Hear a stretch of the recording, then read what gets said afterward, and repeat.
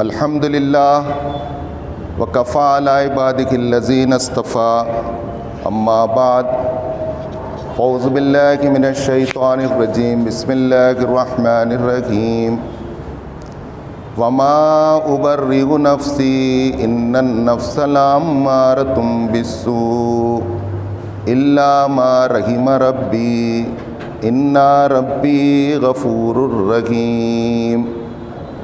صدق اللہ العظیم۔ محترم امام و خطیب صاحب مسجد الہی و ذمہ داران کمیٹی، معزز سامعین، السلام علیکم ورحمۃ اللہ وبرکاتہ۔ آج ہم جمعہ کے موقع سے اسلامی ایک قدر حیا، شرم و حیا اور پھر اس کی دین میں اہمیت اور اس کے پیدا کرنے کے ذرائع، اس پر ہم کچھ گفتگو کریں گے۔ اور پھر بے حیائی، عریانیت جو آج بڑھ رہی ہے، اس سے بچنے کے لیے کچھ شعوری کوششیں ہم کو کرنا ہوگا، اس پر بھی ہم گفتگو کریں گے۔ محترم حضرات،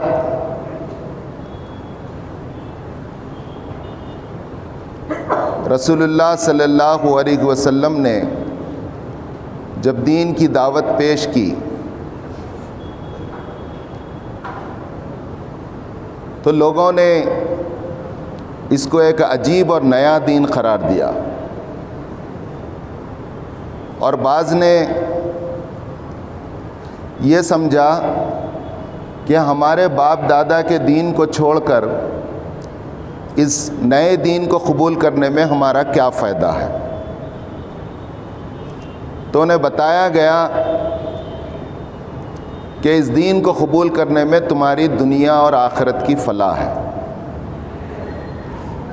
آخرت کی فلاح، جنت کا حصول اور دوزخ سے بچنا ان کے سمجھ میں نہیں آ رہا تھا، چونکہ وہ غیب پر علم تھا، غیب پر ایمان تھا، اور ان کے پاس کئی دیگر عقائد تھے۔ لیکن اس دین اور اس کی تعلیمات پر عمل کرنے سے تمہارے سیرت و کردار کیسا بنتا ہے، تمہارے اخلاق و کردار میں کیا تبدیلی آتی ہے، اور تمہاری زندگی کی کایا کو کیسے یہ دین پلٹ کر رکھ دیتا ہے، یہ سب دیکھنا چاہتے تھے۔ چند ہی دنوں کے اندر ایک مٹھی بھر جماعت، جس میں نوجوانوں کی تعداد زیادہ تھی، مرد بھی تھے، عورتیں بھی تھے، بچے بھی تھے، غلام بھی تھے، ان کے سیرت اور کردار اس دین کی تعلیمات کے نتیجے میں رسول اللہ صلی اللہ علیہ وسلم کی لیڈرشپ میں یہ جماعت تیار ہوتی ہے، اور اس جماعت کی رہبری اور رہنمائی رسول اللہ صلی اللہ علیہ وسلم اللہ کی وحی قرآن مجید کے ذریعے کر رہے، اور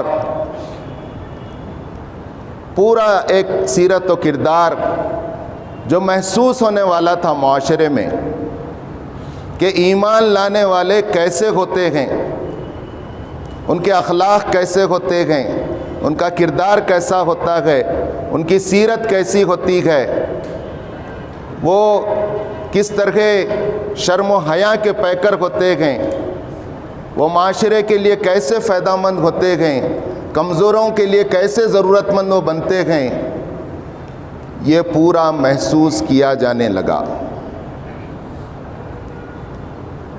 ایک جاہلیت کے بنے ہوئے معاشرے پر، جس کی بنیاد پرانی جاہلیت ہے، اس میں جو افراتفری ہے، اس میں جو گناہ ہیں، اس میں جو بے شرمی کے باتیں ہیں، اس میں جو زنا ہیں، اس میں جو خرابیاں ہیں، وہ عام معاشرے میں پھیلی ہوئی تھیں۔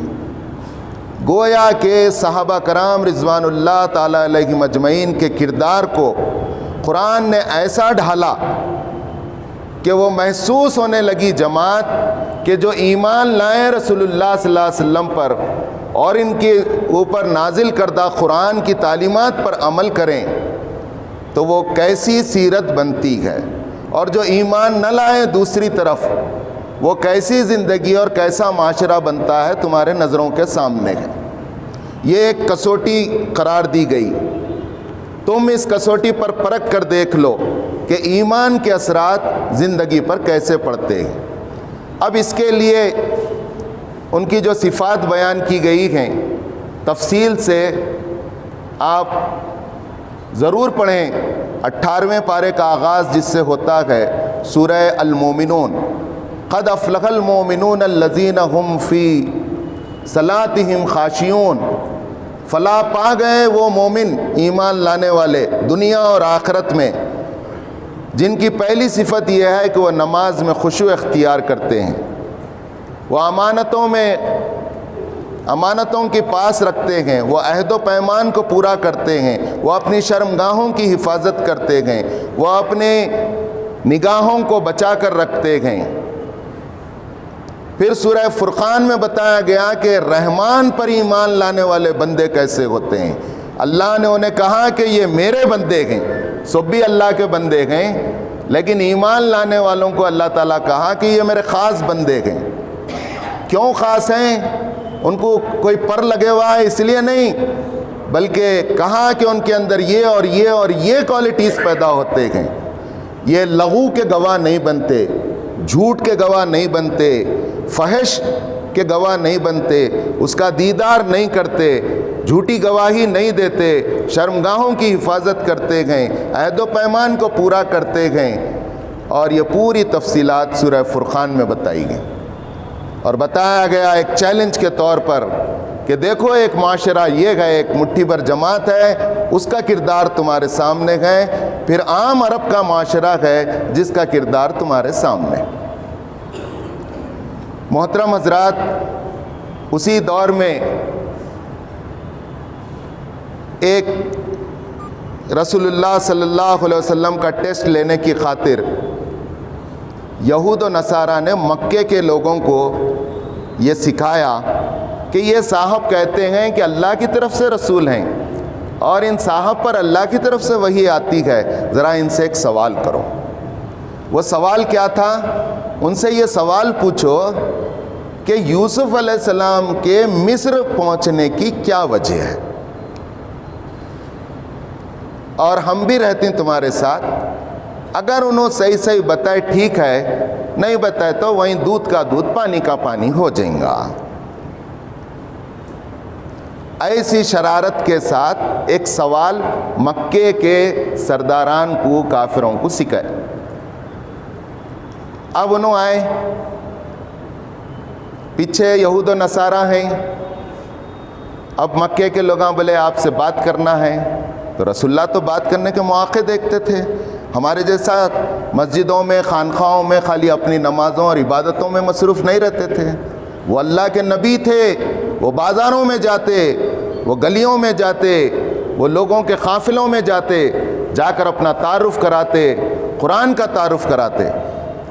رسول اللہ صلی اللہ علیہ وسلم نے کہا کہ پوچھو کیا سوال پوچھنا ہے، اور وہی سکھایا ہوا، پڑھایا ہوا سوال پوچھا گیا، اور اس شرط کے ساتھ پوچھا گیا اگر آپ یہ دعویٰ کرتے ہیں کہ آپ اللہ کے رسول ہیں تو آپ یہ بتائیے، اور آپ کا یہ دعویٰ ہے کہ آپ کے اوپر وحی آتی ہے، اور آپ کا یہ دعویٰ ہے کہ آپ کا رب آپ کو غیب کے باتیں بتاتا ہے، تو آپ یہ بتائیے کہ یوسف علیہ السلام مصر کو کیسا پہنچے،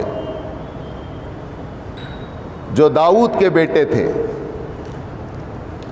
سورہ یوسف جو 12ویں پارے میں شروع ہوتا ہے اور 13ویں پارے میں ختم ہوتا ہے، کیا اللہ تعالیٰ کی شان ہے، اس کے نازل ہونے کا پس منظر ہی یہ ہے کہ رسول اللہ صلی اللہ علیہ وسلم کو معلوم نہیں تھا رسول اللہ صلی اللہ علیہ وسلم اللہ کی طرف رجوع کرے، اللہ میرے نبی ہونے کا ٹیسٹ لینے ہیں انہوں۔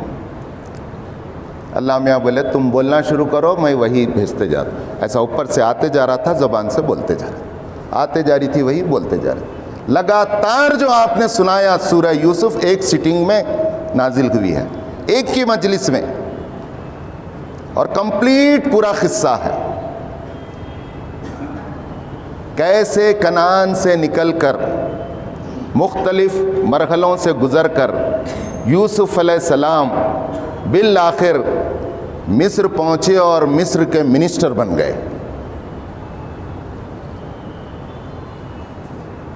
اب وہ پورے لوگ حیران ہو گئے، ایک ایک لفظ، ایک ایک بات، بھائیاں کتنے تھے، ابا کون تھے، امی کون تھے، دوسری بیوی کے بچے کتنے تھے، پہلی بیوی کے بچے کتنے تھے، خواب کیسا پڑا، سونتیلے بھائیاں کیسا جل رہے تھے، کنویں میں کیسا ڈالے، پھر وہ کیسے بیچے گئے، پھر مصر عزیز نے انہیں کیسا خریدا، یہ سب چیزیں اس میں آئیں۔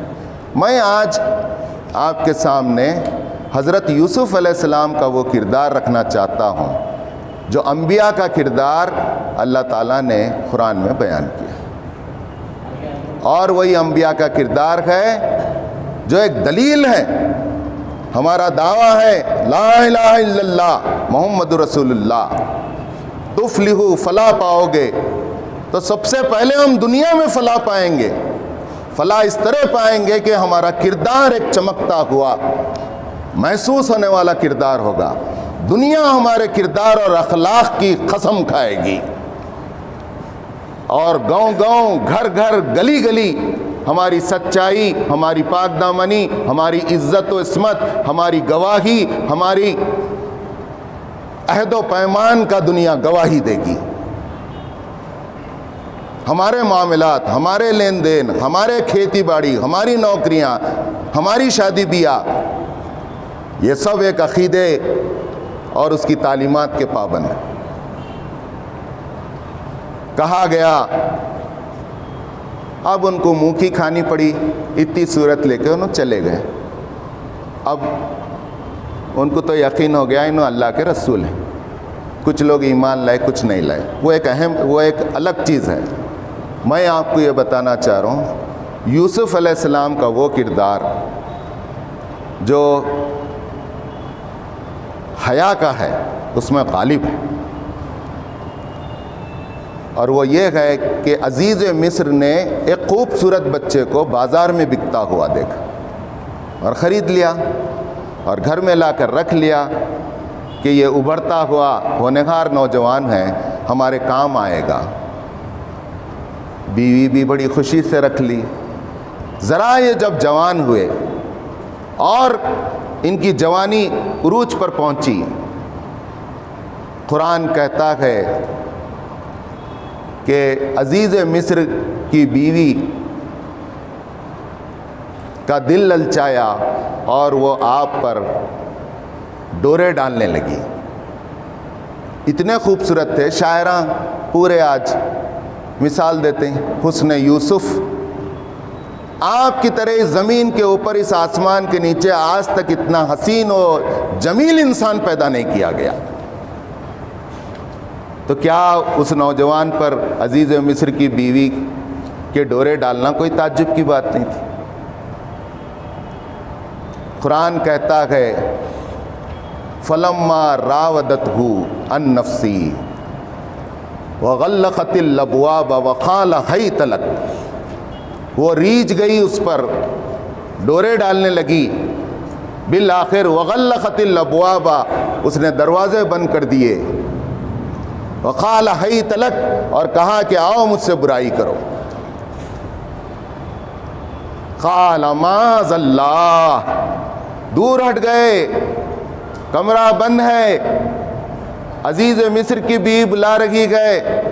تھوڑی دیر کے لیے سوچ کے دیکھیے، عزیز مصر کی بیوی بلا رہی ہے اور ان کی حیثیت کیا ہے؟ خریدے ہوئے غلام کی ہے، پردیسی ہیں، رہنے کو گھر نہیں ہے، ماں باپ کا سایہ نہیں ہے، کوئی نگہداشت کرنے والا نہیں ہے۔ اگر ہمارے جیسے نوجوان رہتے تو انہوں بولتے تھے ارے کیا اچھا چانس ملا رہی ہے. تو کتنے نوجوان کیسے کیسے چانساں مار رہی ہیں آپ دیکھو. اماں بابا بھی خوش ہیں, ارے اچھا کرا رہے, تو نہیں پڑھا, ڈاکٹر کو لائٹ مارا, یہ تو اچھا کرا دے. اچھا کرا رہے بیٹا, اچھا شاباش. تیری تنخواہ کم تھی, اس کی تنخواہ زیادہ تھی, تو کمپنی میں تو لائٹ مار کے کر لیا.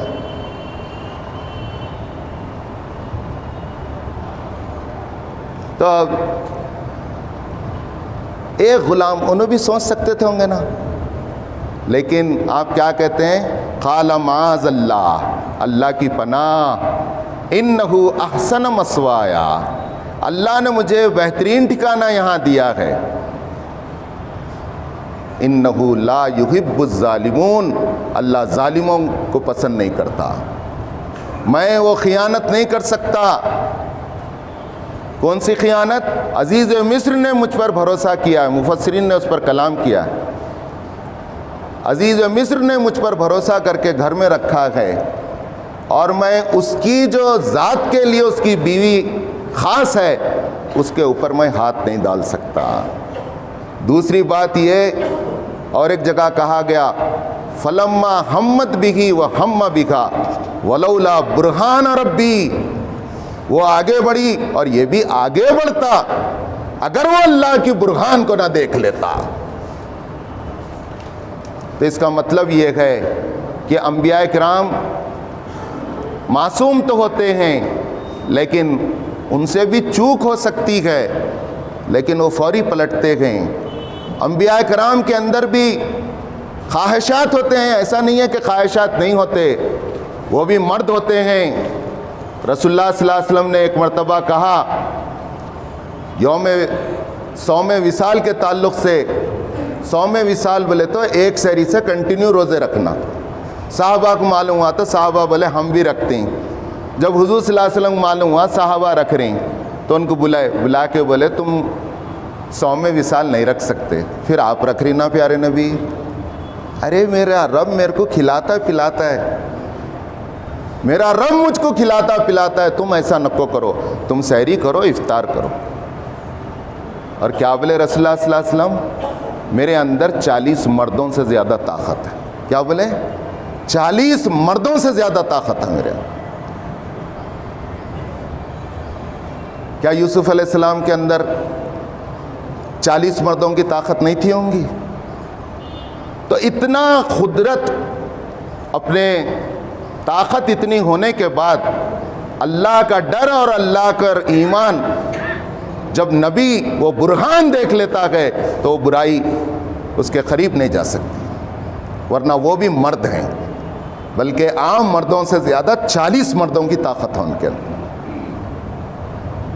اسی بات کو خود یوسف علیہ السلام 13ویں پارے کے آغاز میں فرماتے ہیں, وَمَا أُبَرِّئُ نَفْسِي إِنَّ النَّفْسَ لَأَمَّارَةٌ بِالسُّوءِ إِلَّا مَنْ رَحِمَ رَبِّي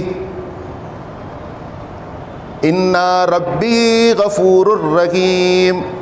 میں اپنے نفس کی برات نہیں کرتا. میں یہ نہیں بولتا کہ میں بہت نیک اور پاک باز تھا, کیسا بچ کے آ گیا میں وہ ڈورے دالری سے عورت سے.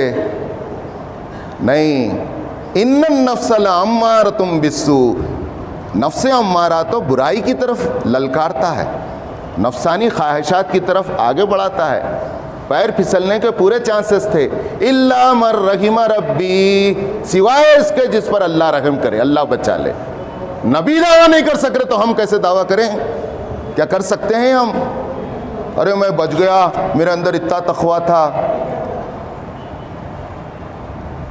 ایسا زبردست اٹریکشن مرد اور عورت میں اللہ تعالیٰ نے رکھ دیا ہے. اسی لیے پردے کے احکامات, اسی لیے شرم و حیا کے احکامات بتائے گئے. خاص طور سے آج یوسف علیہ السلام کے تعلق سے رسول اللہ صلی اللہ علیہ وسلم فرماتے ہیں, ایک صحیح حدیث ہے جس میں کہا گیا کہ جب میدان حشر برپا ہوگا تو پوری دنیا سپاٹ میدان کی طرح بنا دی جائے گی, اور کہیں سایہ نہیں ہوگا, کوئی بلڈنگ نہیں ہوں گی, کوئی شیڈ نہیں رہیں گا, اور لوگ سایہ کو ترس رہے ہوں. 7 خوش نصیب ایسے ہیں جب دنیا میں کوئی سایہ نہیں ہوگا تو اللہ تعالیٰ عرش اعظم کے سائے کے نیچے جگہ دی. میں وہ حدیث پڑھا اور حیران رہ گیا. اس میں جو ترتیب آئی ہے بخاری کی حدیث میں، رات میں اٹھ کے تہجد پڑھنے والے 5ویں نمبر پہ، ایک ہاتھ سے انفاق کر کے دوسرے ہاتھ کو نہیں معلوم ایسا چھپا کے دینے والے 4تھے نمبر پہ، رونے والے آنکھیں گرم آنسو بہانے والے اللہ کے ڈر سے 6 نمبر پہ، اور پہلے نمبر پہ ہے امام عادل، ایسا امام، ایسا تمہارا بڑا مسلمانوں کا، ایسا تمہاری کسی بھی کمیٹی کا سربراہ، چھوٹے بڑے ہر سطح پر صدر امیر، جو عدل کرے وہ پہلے نمبر پر ہے. ابھی نماز کا ذکر نہیں ہے. دوسرے نمبر پر ہے شاب نشا فی عبادت اللہ، ایسا نوجوان جس کی جوانی اللہ کی بندگی میں بلی اور پڑی ہو، بلی پروان چڑھی ہو، جیسا گدرا جام بولتے نا، جوانی گدراتی ہو، نشا کے الفاظ استعمال ہوئے. اب ہمارے پاس ہر نوجوان کی ایک اسٹوری ہے. ارے ایسے اسٹوریاں ہونا چاہیے جو ہم اپنے بچوں کو سنا سکیں، اور الحمدللہ ہمارے پاس ہے، کیونکہ ہمیں اچھی صحبت ملی، ہمیں یسائیوں ملی جوانی میں. اب ہم جماعت اسلامی کے ساتھ ہیں الحمدللہ ثم الحمدللہ. لوگوں کے پاس لو اسٹوریاں ہوں گے سنانے کے لیے، ہمارے پاس ایسے اسٹوریاں ہیں دعوت دین کے، اخلاق و کردار کے، گرفتاریوں کے، دین کے لیے محنت کرنے کے. اگر کسی نوجوان کے پاس ہے تو وہ خوش ہو، ورنہ وہ اسٹوری اور رقم کرے. کل یہی اسٹوری ہمیں عرش اعظم کے سائے کے نیچے جگہ دلائے گی. اب کیسا ہے داڑھی رکھنا تو ریٹائرڈ ہونے کے بعد، نماز تو سب پڑھ رہی ہیں اب، لیکن کیا بھی اور اچھے کاماں کرنا تو گھٹنوں میں درد دینا، کھانسی ہونا، کیا تو بھی ہونا. اب بھی داڑھی کئی کو رکھتا رہے، شادی بھی نہیں ہوئی ابھی، بچیاں بھی پسند نہیں کر رکھتے آج کل. تو جوانی بڑھنا بولے تو وضع خطا سارے تعلیمات پر عمل. تیسرے نمبر پر جو میں کہنا چاہ رہا ہوں وہ یوسف علیہ السلام کی اقتداء کا ذکر ہے. رجل اقتداء بیوسف علیہ السلام فی العفۃ والامانۃ، ایسا مرد یا ایسی عورت جو اپنی جوانی میں اپنی عصمت اور اپنی عفت میں اقتداء کرے یوسف علیہ السلام کے جیسا. کیا نہیں ملتا تھا ہوگا یوسف علیہ السلام، لیکن ملا کیا؟ جیل ملی. میں تفصیل میں جانا نہیں چاہتا، آپ پڑھیے، بہت انٹرسٹنگ واقعہ ہے. میں 1-2 واقعے آج کردار ہے ہمارا زمانے کی نظر میں مختصر 2-3 منٹ میں بول کر ختم کر دوں گا. پہلا ہے جب انگلینڈ کی ایک جاسوس افغانستان میں رپورٹنگ کرنے اور جاسوسی کرنے کے لیے پہنچی تو طالبان نے اسے اریسٹ کر لیا. اریسٹ کرتے ہی وہ کہتی ہے میں تو سمجھ گئی میرے کو تو مرنا ہے ہی، لیکن یہ لمبے لمبے داڑھی والوں کے ہاتھوں میں لگ گئی ہوں، اب میری عصمت اور عفت کو یہ جو تار تار کریں گے پتہ نہیں میری موت کیسے ہوگی. لیکن وہی خاتون جب رہا ہوتی ہے، رہا ہونے سے پہلے اسلام کا اعلان کر دیتی ہے. اور جب اس سے پوچھا جاتا ہے باہر آنے کے بعد کہ آپ نے اسلام کیوں قبول کیا، تو وہ کہتی ہے میں جو سوچی تھی رہائی کے دن، ہر دن میری سوچ اور خیالات بدلتے گئے. ایسا اچھا رویہ ان نوجوانوں کا تھا، وہ پردے میں سے مجھے کھانا دیتے تھے، اور کوئی نوجوان میری آنکھ سے آنکھ آج تک نہیں ملایا. یہ اسلام ہے. یہ اسلام جب دلوں میں اتر جاتا ہے تو ایک پرسنالٹی پرکشش اور اٹریکٹیو بن جاتی ہے، اور یہ اٹریکشن دین اسلام کی طرف دنیا کو کھینچ کر لاتا ہے. آج ہندوستانی معاشرے میں ہمارے عمل کا وہ نور اور ہمارا وہ اٹریکشن آج وہ نہیں ہے کہ غیر مسلم معاشرہ ہمارے کو دیکھ کر، ہمارے انفرادی اور اجتماعی کردار کو دیکھ کر اسلام کی طرف آئے.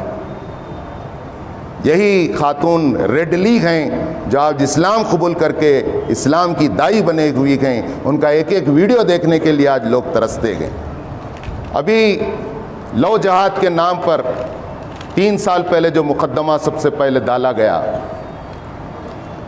وہ تھا ڈاکٹر ہادیہ کا. ڈاکٹر ہادیہ ایک غیر مسلم تھیں، انہوں نے اسلام قبول کیا، مسلم لڑکے سے شادی ہوئی اور سیلم تمل ناڈو کے میڈیکل کالج میں فائنل ایئر میں تھیں۔ ان کے ماں باپ نے مقدمہ ڈالا کہ ہماری لڑکی ہے، بغاوت کی ہے، تو وہ مقدمہ سپریم کورٹ تک گیا۔